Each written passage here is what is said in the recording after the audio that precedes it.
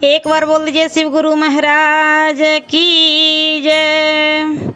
आइए अनंत भक्ति चैनल में आप सभी भक्तजनों का एक बार फिर से स्वागत है। आज मैं आप लोगों को दसम स्कंध का उत्तरार्ध का 50वां अध्याय सुनाती हूँ, जिसमें जरासंध के भय से श्री कृष्ण जी का समुद्र में द्वारकापुरी बसाना है। श्री सुखदेव जी बोले, हे नृपश्रेष्ठ परीक्षित, अब भागवत दसम पूर्वार्ध के उपरार्थ उत्तरार्ध की कथा ध्यान पूर्वक सुनिए। पूर्वार्ध के 41वें अध्याय में जो जरासंध की चर्चा मैंने तुमसे की है, अब वही से इस कथा को हम फिर आरंभ करते हैं। उन्हीं दिनों जब जरासंध के अत्याचारों से प्रजा बहुत व्याकुल थी, भगवान श्री कृष्ण चंद्र ने यादवों की रक्षा यदुकुल को बचाने के लिए बहुत से यादवों के साथ ले समुद्र में प्रवेश किया और समुद्र में बहुत दूर जाकर वहां उन्होंने एक बड़ा ही सुदृढ़ किला बनवाया, नगरी बसाई तथा उसका नाम द्वारकापुरी रखा। इधर मथुरा में वे कंस को पहले ही मार चुके थे, परंतु जरासंध जो कंस का ससुर था वह और ही बहुत दुखदाई हो गया। उससे आतंकित हो श्री कृष्ण जी द्वारका में तो जा बसे, किंतु मथुरा में रहे शेष यादवों के लिए उन्हें सदैव चिंतित ही रहना पड़ता था। उधर कंस की दोनों विधवा पत्नियां, जिनका नाम अस्ति और प्राप्ति था, जो जरासंध की पुत्री थी, अपने पति कंस के मारे जाने से अत्यंत ही दुखित थी और वैधव्य के शेष जीवन को ऐसे अति कष्ट से व्यतीत कर रही थी, जिससे उन्होंने पिता के घर में निवास करना अच्छा समझा और चली भी गई। वहां जाकर उन्होंने अपने भाई जरासंध से रो रो कर सारा दुख कहा। उस दुख को सुन जरासंध को बड़ा क्रोध आया और मथुरापुरी को जला देना चाहा। इसके लिए उसने सारे देश विदेश के राजाओं को सूचना दी और वे अपने हाथी घोड़े रथों की चतुरंगिनी समस्त सेना सजा उसके पास आए। उसने सबको साथ ले मथुरा पर धावा बोल दिया। उसने पहुंचते ही मथुरापुरी के चारों ओर से घेर लिया। मथुरा यादवों की राजधानी थी, उस पर जरासंध की तथा अन्य सभी राजाओं की चतुरंगनी सेना समुद्र की उत्ताल तरंगों सी उमड़ती हुई टूट पड़ी, जिसकी सेना का अंत न रहा। तब उन सेनाओं को इस प्रकार उमड़ती देख द्वारकावासी भगवान कृष्ण और ही क्षुब्ध हो उठे। उन्हें अपने सुहृदय बंधुओं के लिए बड़ी चिंता हुई, जिनके दुखों का नाश करने पृथ्वी का भार उतारने के लिए ही उन भगवान ने अवतार लिया था। उन्होंने सोचा, पहले इन सारी सेना का संहार करूं या जरासंध को मारूं। निदान उन्होंने जरासंध की सेना को ही मारने का विचार निश्चय किया, क्योंकि पृथ्वी का भार यह सेना ही है। इस कारण उन्होंने पहले उसे ही मारना उचित समझा। उन्होंने सोचा, यह संपूर्ण राजाओं की सेना एकत्र करके लाया है, अतः बारंबार ऐसा अवसर नहीं मिलेगा। मैं यहीं बैठे बैठे ही सबको मार डालूंगा, एक एक को कहां कहां ढूंढता फिरूंगा, जबकि पृथ्वी का भार उतारने, सज्जनों की रक्षा करने तथा दुष्टों का विनाश करने के लिए ही मैंने अवतार लिया है। तब निश्चित होकर मुझे यह कर्म करना ही चाहिए। जब जब पृथ्वी पर अधर्म बढ़ता है, तब तब उसे नाश करने और धर्म की स्थापना करने को मैं अवतार लेता हूँ। श्री सुखदेव जी बोले, हे राजा परीक्षित, भगवान श्री कृष्ण जी ऐसा विचार कर ही रहे थे कि उसी समय सूर्य के समान कांतिमान ध्वजा कवच से सुसज्जित सारथी सहित 2 रथ शीघ्र ही आकाश से वहां उतरे। अब अकस्मात उस रथ को वहां आए हुए देख कर भगवान श्री कृष्ण चंद्र अपने भाई बलदेव जी से बोले, हे आर्य श्रेष्ठ, आप जिनकी रक्षा करना चाहते हैं, जिनकी रक्षा करते हैं, उन्हीं यादवों पर आज महान संकट उपस्थित हुआ है। अतः इस आए हुए रथ में बैठकर इसकी समस्त सेना का संहार कर अपने यादवों का कष्ट दूर कीजिए। हे वीर, साधुओं के कल्याण के लिए ही आपका जन्म हुआ है। देखिए, यह जरासंध की 23 अछावनी सेना उपस्थित हुई है, जिसके भार से पृथ्वी दबी जा रही है। इसके भार को दूर कीजिए। हे राजन, भगवान श्री कृष्ण जी और बलदेव जी इस प्रकार विचार कर ही रहे थे कि इतने में वह आकाश से उतरा हुआ रथ उनके पास आकर खड़ा हो गया। फिर तो कृष्ण बलराम दोनों भाई शीघ्र ही उस रथ पर जा बैठे और उसमें रखे हुए सुंदर कवच और शास्त्रों को धारण कर अपनी थोड़ी सी सेना के साथ जरासंध से युद्ध करने के लिए शीघ्र ही मथुरापुरी के बाहर निकले। दारुक सारथी ने प्रचंड ध्वनि की, जिसे सुन जरासंध के सैनिकों का हृदय कंपित हो गया। इतने में जरासंध ने देखा कि श्री कृष्ण बलराम मुझसे युद्ध करने आए हैं। तब तो वह अत्यंत ही क्रुद्ध होकर उनसे डपट कर बोला, हे अधम, तू मुझसे युद्ध करने आया है? मैं तेरे जैसे छोकरे से क्या युद्ध करूं, क्योंकि तू युद्ध करते करते छिप जाता है, इसलिए मैं तुझसे युद्ध करना उचित नहीं समझता। फिर भी यदि तू युद्ध करना चाहता है तो ठहर, भागना नहीं। मैं शीघ्र ही तुझे अपने बाणों से खंड खंड करके अभी यम के हवाले करता हूँ। हे मूर्ख कृष्ण, अब या तो संग्राम के बीच मैं रहूंगा या तू ही।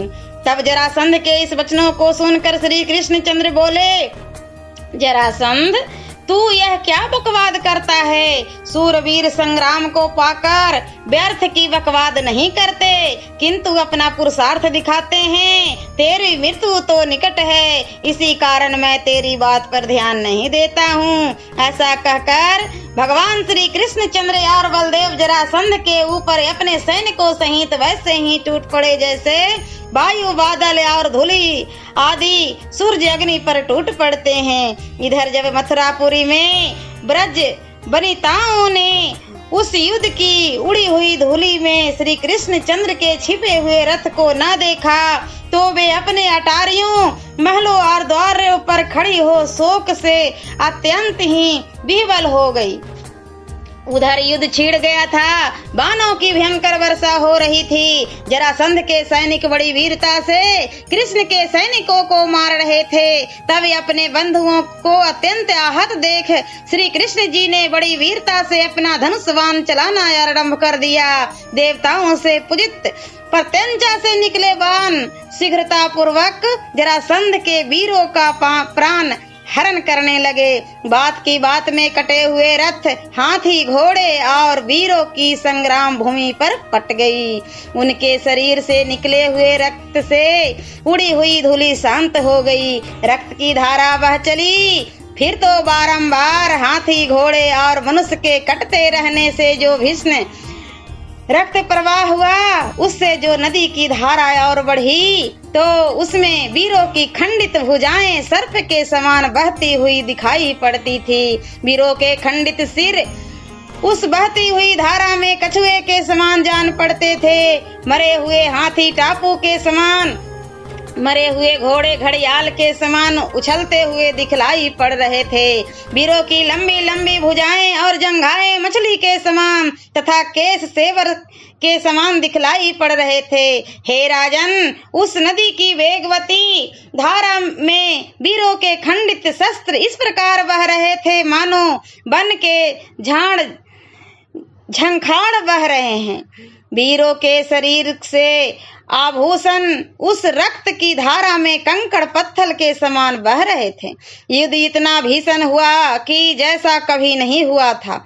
महातेजस्वी बलदेव जी अलग ही संग्राम के बीच अपने मूसला युद्ध से मार मार कर रक्त की नदी बहा रहे थे, जिसे देखकर कायर भयभीत हो जाते थे, किंतु वीरों को आनंद होता था। श्री कृष्ण जी इस प्रकार दुर्मर्द शत्रुओं को मारकर समुद्र समान दुस्तर और भयंकर जरासंध की सेना का नाश कर रहे थे, जिनके लिए यह एक साधारण सी बात थी। यह वासुदेव के पुत्र, जगत के ईश्वर श्री कृष्ण और बलराम के लिए कुछ विशेष पराक्रम की बात न थी, क्योंकि अत्यंत गुण वाले भगवान श्री कृष्ण चंद्र अपनी लीला से ही तीनों लोकों को उत्पन्न, पालन और संहार करते हैं।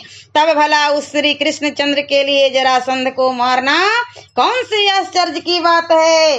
फिर भी मनुष्यों को अनुकरण के लिए उन्होंने ऐसा आश्चर्यमय कर्म किया। बहुत देर तक इस प्रकार युद्ध होता रहा। जरासंध की सेना नष्ट हो गई, स्वयं वह भी बहुत थक गया। जब उसमें केवल प्राण मात्र ही अवशेष रहा, तब उस बलवान को जैसे कोई सिंह दूसरे सिंह को पकड़ता है, वैसे ही बलदेव जी ने दौड़कर पकड़ लिया और उसे वरुण पास तथा मनुष्य पास से लपेटकर बांधने लगे। परंतु अभी इससे और भी काम लेना है, यह कहकर श्री कृष्ण जी ने बलदेव जी से उसे छुड़वा दिया। तब जिस प्रकार त्रिलोकीनाथ जी श्री कृष्ण और बलदेव जी ने उसे छोड़ दिया, वह लज्जित होकर मन में विचारने लगा, अब घर जाकर क्या करूंगा, इससे वन में चलकर तप करूं। फिर तो वह चुपचाप वन की ओर चल पड़ा। चलते चलते जब कुछ दूर गया तो मार्ग में ऐसे लोग मिले जैसे राजनीति की बातें समझाकर घर को लौटा दिया। फिर वह मगध में अपने घर को लौट आया। इधर श्री कृष्ण बलदेव शत्रुओं की सेना को मारकर अपने साथियों सहित मथुरापुरी में आए। देवताओं ने आकाश से फूल बरसाकर उनकी बड़ी प्रशंसा और प्रस्तुति की। श्री कृष्ण जी मथुरा निवासियों से मिलकर बहुत प्रसन्न हुए। सूत, मागध और बंदी जन उनकी विजय का यशोगान करने लगे। सारा नगर उत्सवमय हो गया। सब जगह भेरी, तुरही, बीना, बांसुरी और मृदंगा आदि बाजे बजे रहे थे। मार्ग में छिड़काव हो रहा था, पताकाएं लगी हुई थी और जहां तहां ब्राह्मण वेद ध्वनि कर रहे थे। इस प्रकार श्री कृष्ण जी के शुभागमन से घर घर बंदरवार टंगे हुए थे। मथुरापुरी अत्यंत ही शोभायमान लग रही थी। नगर के स्त्री पुरुष श्री कृष्ण जी के ऊपर फूल, दधी, अक्षत और अंकुरों की वर्षा कर रहे थे। स्त्रियां स्नेह से प्रफुल्लित हो नेत्र भर श्री कृष्ण चंद्र को देख रही थी। उसी समय युद्ध क्षेत्र से लाए हुए सूरवीर राजाओं के बहुत से धनुषों के एक बड़े गट्ठर को लाकर श्री कृष्ण जी ने राजा उग्रसेन के सामने रख दिया। उसे देखे और समाचार सुन राजा उग्रसेन बहुत प्रसन्न हुए। पश्चात कुछ दिनों का अंतर देकर जरासंध अपने साथ 23 अक्षौहिणी सेना लेकर 17 बार मथुरा पर चढ़ा। परंतु वह मथुरापुरी श्री कृष्ण जी से ऐसी रक्षित थी कि उसका कोई बस न चला और वह लौट गया। जब जब वह आता, भगवान श्री कृष्ण चंद्र यादवों की सेना साथ ले उसे मार भगाते। परंतु जब वह 28वीं बार आना ही चाहता था, इसी बीच देवर्षि नारद का भेजा हुआ कालयवन का आदित्य योद्धा अपने साथ महामलेच्छ और अत्यंत भयानक 3 करोड़ मलेच्छों के साथ लेकर मथुरा पर चढ़ आया। उन मलेच्छों की मोटी मोटी भुजाएं, लंबे लंबे गले, मैले दांत, भूरे केस, घुंघराली जैसी लाल लाल आंखें थी। उन मलेच्छियों ने आकर मथुरा को चारों ओर से घेर लिया। नारद जी ने कहा था कि यादव तुम्हारे समान हैं, तुम लोग उनसे युद्ध करो। इससे दुरात्मा कालयवन को आया देख श्री कृष्ण जी बलदेव जी को साथ ले उस कष्ट पर विचार करने लगे। उन्होंने उस समय कालयवन को दूसरा कंस ही समझा, क्योंकि वे नारायण रूप हरि भगवान और ईश्वर ही थे। उन्हें सब कुछ ज्ञात था, उनसे कुछ भी छिपा हुआ नहीं था। तथापि वे सब कुछ नर लीला कर रहे थे। उन्होंने बलराम जी से कहा, हे भाई, यह कालयवन तो बड़ा बली जान पड़ता है। इनसे आकर हमको घेर भी लिया है। अब तो कल या परसों तक जरासंध भी अवश्य चढ़ जाएगा। यदि हम इससे इधर युद्ध आरंभ करते हैं तो उधर कहीं बीच में ही जरासंध न चढ़ आए, फिर तो यह हमारे सब भाई बंधुओं को संहार कर ही डालेगा और अत्यंत यदि यह नीच न मरा तो हम सबको बांध कर अपने नगर में ले जाएगा, क्योंकि वह बड़ा बलवान है। इसलिए अब ऐसा उपाय किया जाए कि जहां कोई मनुष्य ना पहुंचे, ऐसे स्थान में अपने जाति भाइयों को रखने के लिए एक किला बनवाकर इसमें इन सबको भेज दिया जाए, फिर इस कालेवन को मैं मारूंगा। ऐसा विचार कर श्री कृष्णचंद्र ने एक बड़ा ही दृढ़ किला बनवाया। रचयिता विश्वकर्मा थे, जो बड़ा ही अद्भुत और आश्चर्यमय था। वह किला क्या था? एक संपूर्ण नगरी थी। उसमें राजाओं के रहने और घूमने टहलने योग बड़े बड़े बाजार, गली और चौक बने हुए थे। बीच बीच में स्थान बनाने के लिए जगह छोड़ दी गई थी और उसमें जहां तहां कल्प वृक्ष और लता युक्त फूल के बाग लगे हुए थे। चित्र विचित्र फुलवाड़ी थी। सुवर्ण शिखर से आकाश को स्पर्श करने वाली स्फटिक मणि के ऊंचे ऊंचे महल बने हुए थे, जिनमें ऊंचे ऊंचे द्वार थे। और उस नगरी में घोड़े के बांधने, अन्न भरने के लिए लोहे और पीतल के सामान बने हुए थे। नगर के ऊपर स्वर्ण के कलश ढक्कन की वाड़ों के रूप में विराजमान थे, जिन कलशों से नगर की बड़ी ही शोभा हो रही थी। उन पर पद्मराग के शिखर थे। वहां की पृथ्वी मरकतमणि से बनी हुई थी। इस प्रकार शोभित स्वर्ण के गृह जहां तहां बने हुए थे। देवताओं के मंदिर विचित्र चित्र सारी बनी हुई थी, जिसमें ब्राह्मण, क्षत्रिय, वैश्य और शूद्र चारों वर्ण के लोग निवास करते थे। इसमें यादवों की राजा उग्रसेन का महल तो और ही शोभायमान था। उस अवसर पर देवराज इंद्र ने भगवान श्री कृष्णचंद्र के लिए सुधर्मा नाम की सभा और कल्प वृक्ष भेजे, तो मनुष्यों के लिए दुर्लभ है, क्योंकि जो इस सभा में वास करता उसे भूख, प्यास, सर्दी, गर्मी, शोक और मोह आदि नहीं सताते थे। इसके अतिरिक्त उसी समय वरुण जी ने श्री कृष्ण के लिए मन के समान गमन करने वाले श्वेत वर्ण के श्याम कर्ण घोड़े भेजे। कुबेर जी ने पद्म, महापद्म, मत्स्य, कुर्म, कुंद, नील मुकुंद, शंख और खर्व नामक 9 प्रकार की विभूतियां भेजी, जिससे उन्हें किसी प्रकार का अभाव न होने पावे। भगवान श्री कृष्ण अपने सब परिवार को वहां पर योग माया के बल से पहुंचाकर बलराम जी से सम्मति कर प्रजा की रक्षा के लिए केवल कमलों की माला पहने हुए बिना शस्त्र ही नगरी से बाहर निकले। ओम नमो भगवते वासुदेवाय नमः। और दसम स्कंद का उत्तरार्ध का 51वां अध्याय मैं अगले वीडियो में सुनाती हूँ। ऐसे ही मनोरंजक कथाएं, कहानियाँ और भक्ति गीत सुनने के लिए हमारे इस चैनल अनंत भक्ति को सब्सक्राइब करें और वीडियो अच्छी लगी हो तो लाइक का बटन जरूर दबाएं। धन्यवाद।